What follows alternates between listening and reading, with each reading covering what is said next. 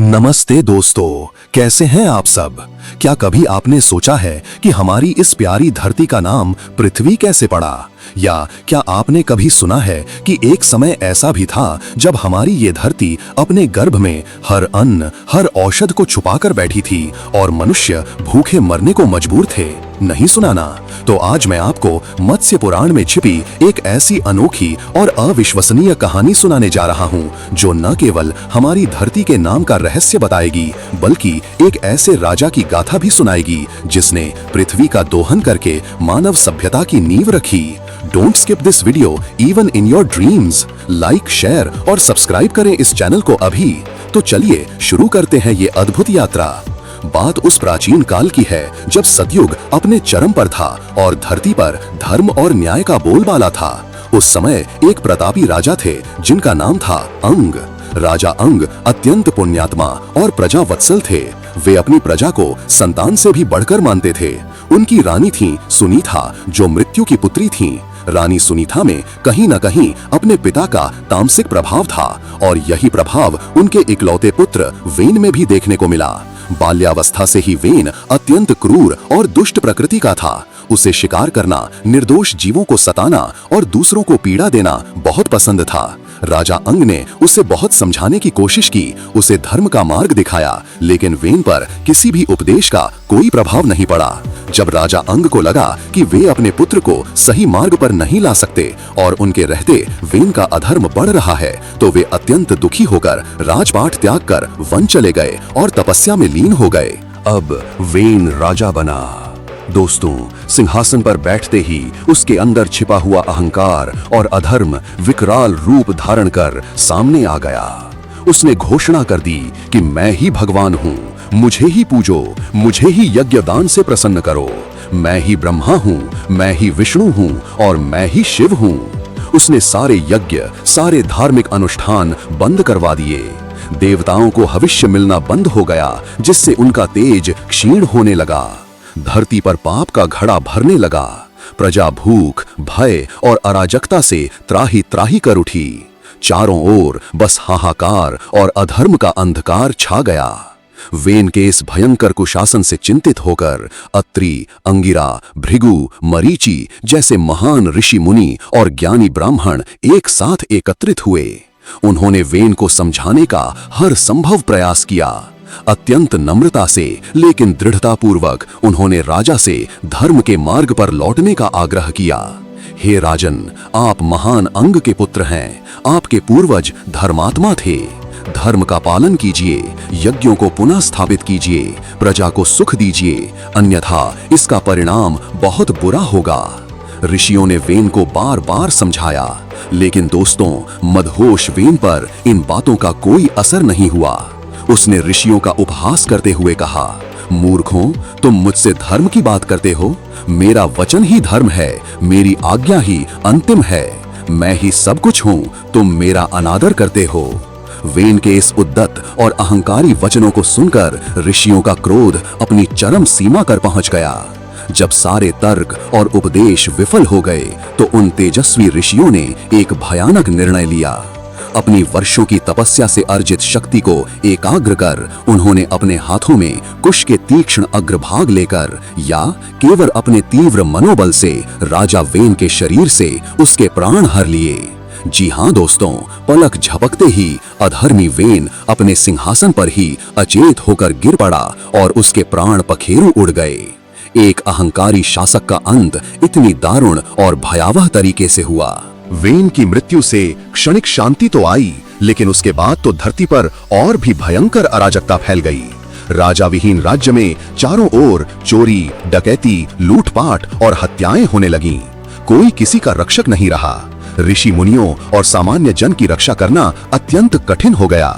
इस भयंकर स्थिति को देखकर ऋषिगण एक बार फिर एकत्रित हुए। उन्हें चिंता हुई कि यदि तुरंत एक धर्मात्मा राजा नहीं मिला तो अधर्म का यह तांडव समस्त मानव सभ्यता को लील जाएगा। तब वेद ज्ञानियों और योगियों ने एक अद्भुत और अप्रत्याशित समाधान निकाला। उन्होंने कहा कि वेन के मृत शरीर में अभी भी राजसिक शक्ति और उसका वंशानुगत अधिकार विद्यमान है। उसके शरीर के शोधन से ही एक नए धर्मात्मा राजा को उत्पन्न किया जा सकता है। सोचिए जरा, मृत शरीर से एक नया जीवन। ऋषियों ने मंत्रोच्चार के साथ राजा वेन के मृत शरीर पर आध्यात्मिक प्रक्रियाएं आरंभ की। सबसे पहले उन्होंने उसके मृत शरीर के वाम बाहु, बाएं हाथ का मर्दन किया। वेन के पाप और अधर्म के कारण उसके शरीर में कुछ भयानक शक्तियां बस गई थीं। मर्दन करते ही उसमें से एक काले रंग का क्रूर आकृति वाला पुरुष उत्पन्न हुआ। उसके बाल घुंघराले थे, आंखें लाल और शरीर तामसी। यही निषाद जाति का आदि पुरुष बना। वेन के पाप के अंश से उत्पन्न होने के कारण वह अधर्मी, क्रोधी और हिंसक था। ऋषियों ने उसे और उसकी संतानों को वनों में निवास करने का आदेश दिया ताकि वे सामान्य समाज से दूर रहें और किसी को हानि न पहुंचाएं। लेकिन कहानी यहीं खत्म नहीं होती। इसके बाद ऋषियों ने राजा वेन के दक्षिण बाहु, दाएं हाथ का मर्दन किया। और दोस्तों, इस बार उनके तप, मंत्र और पुण्य का प्रभाव अद्भुत रहा। दक्षिण बाहु के मर्दन से एक अत्यंत तेजस्वी, दीप्तिमान और शुभ लक्षण वाला बालक उत्पन्न हुआ। उसकी मुखाकृति इतनी ओजस्वी थी कि समस्त वातावरण प्रकाशित हो उठा। उसके हाथ में एक दिव्य धनुष था, पीठ पर अक्षय बाणों वाला तरकश और शरीर पर कवच। ये कोई साधारण बालक नहीं, ये स्वयं भगवान विष्णु का अंशावतार था। ऋषियों ने अत्यंत प्रसन्न होकर उस बालक का नाम पृथु रखा। चूंकि वह वेन के शरीर से उत्पन्न हुआ था, अतः उसे वैन्य भी कहा गया, अर्थात वेन का पुत्र। पृथु के जन्म के साथ ही आकाश में देव दुंदुभियां बज उठीं, गंधर्वों ने गान किया, अप्सराओं ने नृत्य किया। धरती पर समस्त शुभ शकुन दिखने लगे। वायु शुद्ध हो गई, नदियां शांत हो गईं और वृक्षों पर पुनः फल फूल लगने लगे।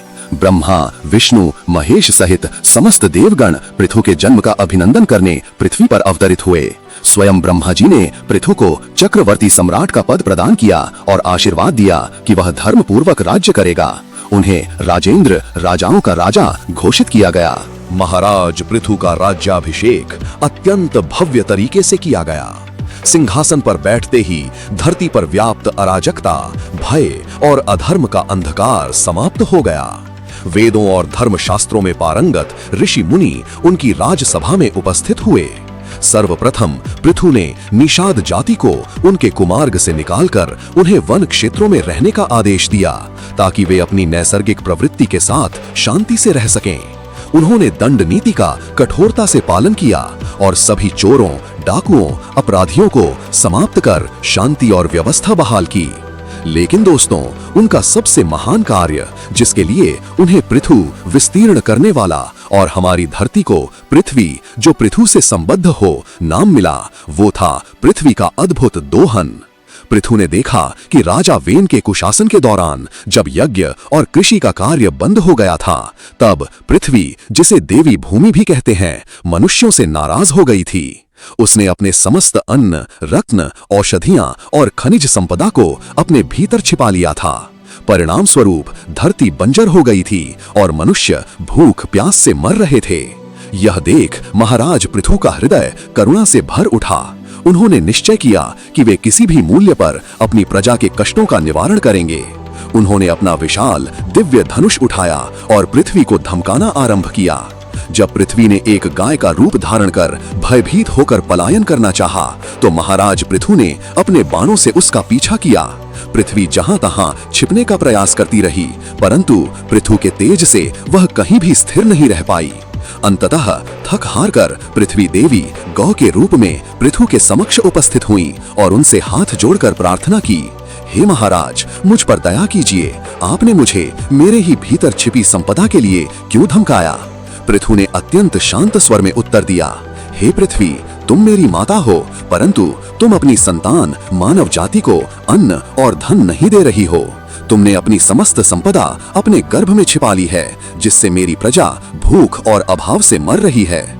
यदि तुम शीघ्र ही अपनी संपदा बाहर नहीं निकालोगी, तो मैं तुम्हें बाणों से वेध कर समतल कर दूंगा और तुम्हारी संपदा को अपने बाहुबल से बाहर निकालूंगा, ताकि मेरी प्रजा का पोषण हो सके। पृथ्वी ने कहा, महाराज, आप मेरा तिरस्कार क्यों कर रहे हैं? पहले तो कोई भी व्यक्ति इतना संगठित नहीं था कि वह मेरे संसाधनों का व्यवस्थित उपयोग कर सके। वेन के शासनकाल में धर्म का लोप हो गया, यज्ञ बंद हो गए और अराजकता ने मुझे जर्जर कर दिया। मैं अपनी संपदा किसे देती और कौन उसका संरक्षण करता? यदि आप चाहते हैं कि मैं पुनः फलदायी बनूं, तो पहले एक उपयुक्त बछड़ा लाइए और मुझे दोहने के लिए उचित पात्र की व्यवस्था कीजिए। महाराज पृथु अत्यंत बुद्धिमान और दूरदर्शी थे। उन्होंने पृथ्वी की बात को स्वीकार किया। उन्होंने स्वयं को पृथ्वी का पिता घोषित किया। उन्होंने अपने हाथों से पृथ्वी को समतल किया, पहाड़ों को तोड़ा ताकि नदियां प्रवाहित हो सकें और कृषि योग्य भूमि बनाई। फिर उन्होंने प्रत्येक वर्ण और वर्ग के लोगों के लिए विशेष बछड़ा और पात्र की व्यवस्था की ताकि वे अपनी अपनी आवश्यकताओं और गुणों के अनुसार पृथ्वी से दोहन कर सकें। दोस्तों, यह पृथ्वी का दोहन कोई साधारण गाय को दोहने जैसा नहीं था, बल्कि यह एक गहरा प्रतीक था। जैसा कि हमें मत्स्य पुराण में विस्तार से बताया गया है, यह दर्शाता है कि कैसे महाराज पृथु ने मानव समाज को संगठित किया और उन्हें प्रकृति के संसाधनों का व्यवस्थित और न्यायपूर्ण उपयोग करना सिखाया। यह सभ्यता के उदय का एक अद्भुत रूपक था। अलग अलग वर्गों ने अलग अलग बछड़ों और पात्रों के माध्यम से पृथ्वी का दोहन किया। देवताओं ने स्वयं बृहस्पति को बछड़ा बनाकर सोने के पात्रों में यज्ञ भाग, अमृत और ब्रह्म तेज का दोहन किया। ऋषिगणों ने सोम को बछड़ा बनाया और अपने हाथों को ही पात्र बनाकर ज्ञान, तपोबल और औषधियों का दोहन किया। पितृगणों ने यमराज को बछड़ा बनाकर स्वधा और तर्पर का दोहन किया। दैत्यों और राक्षसों ने विरोचन को बछड़ा बनाकर लोहे के पात्रों में माया, ऐश्वर्य और भौतिक शक्ति का दोहन किया। गंधर्वों और अप्सराओं ने विश्ववसु को बछड़ा बनाकर कमल के पत्तों से गान कला, नृत्य कला और रूप सौंदर्य का दोहन किया। सर्पों ने तक्षक को बछड़ा बनाकर विष और मणि का दोहन किया। यक्ष, गुह्यक, पिशाचों ने कुबेर को बछड़ा बनाकर निधि और भोग का दोहन किया। और सबसे महत्वपूर्ण, हम मनुष्यों ने अपने बछड़े के रूप में स्वयंभुव मनु को बनाया। हमने लकड़ी के पात्रों और पत्तों से अन्न, फल, सब्जी और अनाज का दोहन किया। दोस्तों, यही वो क्षण था जब व्यवस्थित कृषि सभ्यता का आरंभ हुआ। नगर बसे, ग्राम बने और मानव जीवन संगठित होना शुरू हुआ। इस प्रकार महाराज पृथु ने सभी वर्गों और जातियों को अपनी अपनी आवश्यकताओं के अनुसार पृथ्वी के संसाधनों का उपयोग करने की विधि सिखाई।